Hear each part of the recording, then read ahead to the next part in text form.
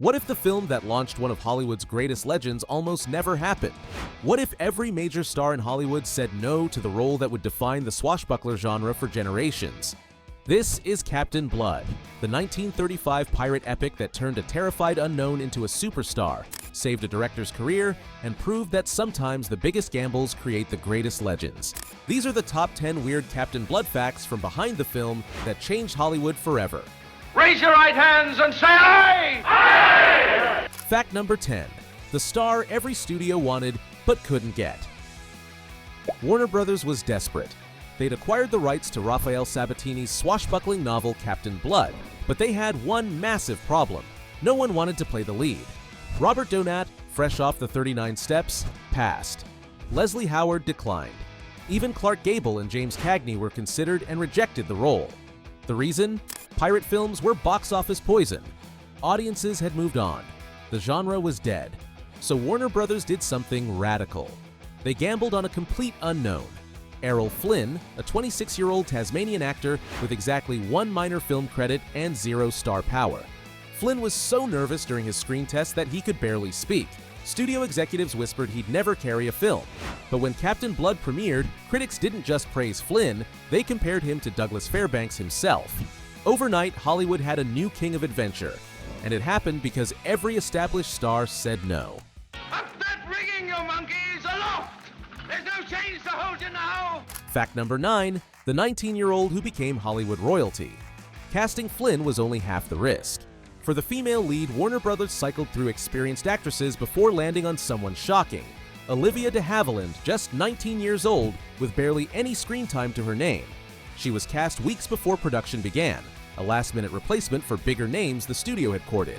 No one knew if she could handle a major role opposite an untested leading man. But something magical happened the moment Flynn and de Havilland stood together on set. Their chemistry wasn't just good, it was electric, effortless, undeniable. Warner Brothers took notice. They would reunite Flynn and de Havilland in 8 films together, including The Adventures of Robin Hood and They Died with Their Boots On. One of Hollywood's most iconic screen pairings was born from a casting accident. Miss Bishop, it's difficult for an Irishman to apologize, but I hope you can forgive me for having thought badly of you. Fact number 8. The director Warner Bros. Didn't trust. The man behind the camera was fighting for his career. Michael Curtiz had a reputation. He was brilliant, but brutal. A perfectionist who demanded dozens of takes, clashed with actors, and terrorized crews. Warner Brothers had grown tired of his temper tantrums and cost overruns. Captain Blood was his last chance. Make it work, or he was done. On set, Curtiz pushed Flynn relentlessly. He demanded more energy, more emotion, more danger. The two reportedly disliked each other intensely. Flynn once called the experience grueling, but Curtiz refused to compromise his vision. That obsession with perfection saved both their careers. Within a decade, Curtiz would direct Casablanca, one of the greatest films ever made. But it was Captain Blood that proved he was a master. And it nearly didn't happen. Fact number 7. The legendary score written in 3 weeks. The music that made audiences' hearts soar almost didn't exist. Warner Bros. Waited until the last possible moment to hire a composer. When they finally did, they brought in Erich Wolfgang Korngold, but gave him an impossible deadline: 3 weeks to score an entire epic adventure film. Korngold was in a panic. There wasn't time to compose everything from scratch. So he made a daring choice. He adapted portions of classical works by Franz Liszt, weaving them into his original compositions to create something that felt both timeless and urgent. It was a gamble. If audiences noticed the borrowed pieces, the whole illusion would collapse. They didn't. Critics hailed the score as groundbreaking, a sweeping, heroic soundtrack that defined what adventure films should sound like.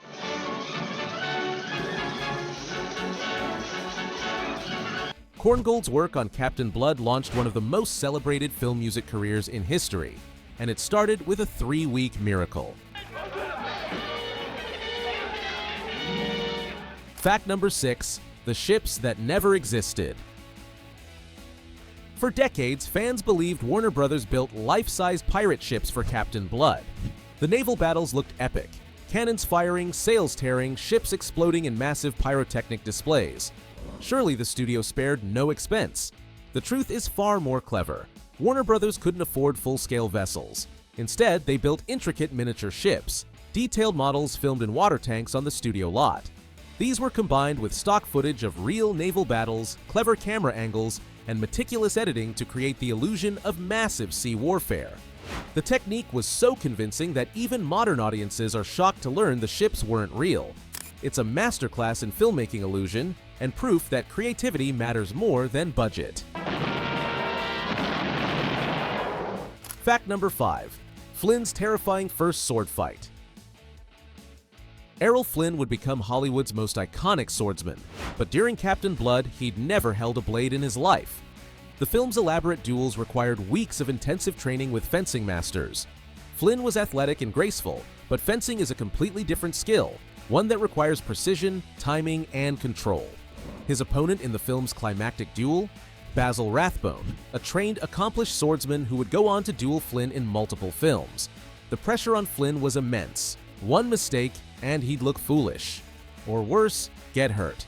By the time cameras rolled, Flynn had trained enough to look not just competent, but legendary. His athleticism and natural charisma transformed him into the definitive swashbuckler, and it all started with a complete novice learning to fence under fire. And that, my friend, ends a partnership that should never have begun. Fact number 4. The studio that didn't believe in pirates. Here's the wild part. Warner Brothers didn't think Captain Blood would succeed. Pirate films were considered box office poison in the mid-1930s. Audiences had moved on. The studio gave the film a moderate budget and minimal marketing. Executives kept expectations low. It was just another genre experiment that might quietly disappear. Then the film premiered, and it didn't just succeed, it dominated.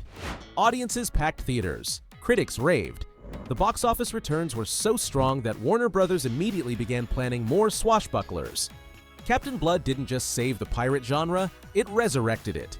The film proved that with the right story, the right star, and the right vision, even a dead genre could become gold. Are men without a country, outlaws in our own land and homeless outcasts in any other. Desperate men, we go to seek a desperate fortune. Fact number 3, the Oscars gamble that changed everything.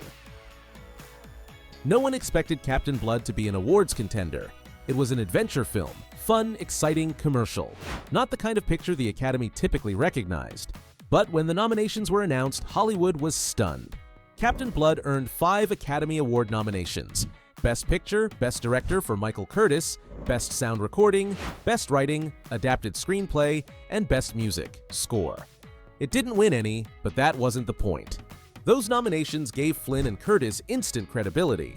They elevated the swashbuckler from escapist entertainment to serious cinema. And they proved that genre films could compete with prestige dramas, a lesson Hollywood is still learning today. Exo, keep pounding that waterline! Fact number 2, the film that resurrected a genre. Before Captain Blood, the swashbuckler was dying. After Captain Blood, it became Hollywood's most profitable formula. Studios rushed to replicate the film's success. Warner Brothers gave Flynn the Seahawk and the Adventures of Robin Hood. Fox produced The Black Swan. MGM made The Three Musketeers. The genre exploded, and every film followed the template Captain Blood created: romance, rebellion, daring escapes, and sword-wielding heroes. But it wasn't just the 1930s and 40s. The DNA of Captain Blood can be traced forward through decades of adventure films. Without this movie, there's no Pirates of the Caribbean, no The Princess Bride, no Zorro. The modern adventure film as we know it was born in 1935, and it all traces back to Flynn's gamble on a pirate surgeon named Peter Blood. Fact number 1, the unknown who became a legend.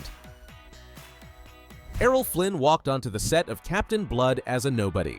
He had no experience, no reputation, and no guarantees. He was so nervous during his screen test that executives almost rejected him. Every major star in Hollywood had turned down the role he was about to play, and then the cameras rolled. When Captain Blood premiered, Flynn didn't just become a star, he became an icon. Critics hailed him as the new Fairbanks.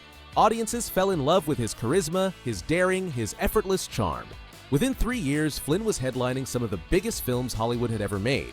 He redefined the romantic action hero. He became the face of adventure cinema. And it all started because Warner Brothers took a chance on someone no one believed in. So there you have it, the chaotic, daring, career-defining story behind Captain Blood. From a star who almost wasn't cast, to a director on his last chance, to miniature ships, Oscar nominations, and a genre reborn. This was a film that should have failed at every turn. Instead, it became a cornerstone of Hollywood history. It launched Errol Flynn's legendary career. It saved Michael Curtiz. It resurrected the swashbuckler and proved that the riskiest bets can create the greatest art. And it all happened because everyone said no, until someone finally said yes. If you love this breakdown, you're going to want to see what happens when swashbuckling adventure meets archaeology and Nazis. Join me next as we dive into Raiders of the Lost Ark, the film that took everything Captain Blood taught Hollywood about heroism and danger and cranked it up to 11. Trust me, you won't want to miss it. Hit subscribe and I'll see you in the next adventure. Now will you? You love me. Lord Willoughby, she loves me.